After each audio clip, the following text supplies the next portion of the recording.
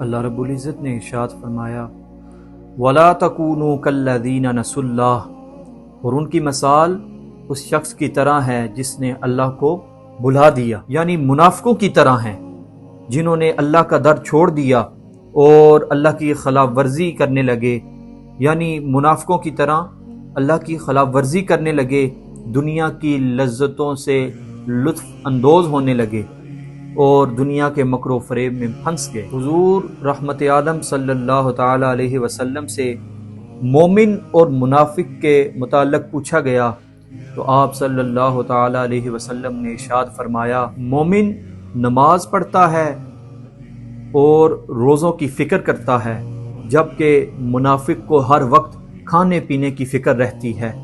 مومن جو ہے وہ عبادت کو چھوڑ نہیں سکتا، مومن صدقہ اور خیرات چھوڑ نہیں سکتا، صدقہ و خیرات کرنے میں مشغول رہتا ہے، اور منافق مال کو جمع کرنے میں مشغول رہتا ہے۔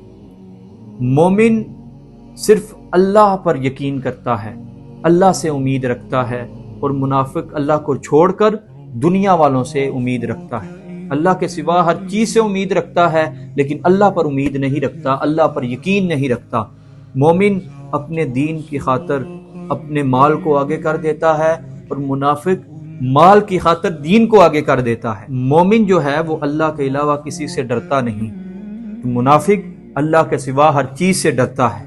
جو مومن ہے وہ نیک کام کر کے بھی روتا ہے، اور جو منافق ہے وہ برا کام کر کے بھی ہنستا ہے، برائی کر کے بھی ہنستا ہے۔ مومن تنہائی اور خلوت کو پسند کرتا ہے، تنہا رہنے کو مومن پسند کرتا ہے۔ جو منافق ہے وہ ہجوم کو پسند کرتا ہے کہ میرے ہر وقت آس پاس لوگ بیٹھے رہیں۔ مومن خلوت کو پسند کرتا ہے اور منافق میلے کو پسند کرتا ہے۔ مومن جو ہے وہ اچھا بیج بو کر بھی اللہ سے ڈرتا ہے، اور جو منافق ہے وہ فصل کو اجاڑ کر اس سے پھل حاصل کرنے کی امید میں بیٹھا رہتا ہے۔ مومن جو ہے وہ لوگوں کی اصلاح کرتا ہے، اور جو منافق ہے وہ نیکی کا بھی حکم دیتا ہے اور برائی سے روکتا ہے لیکن وہ فساد کرتا ہے۔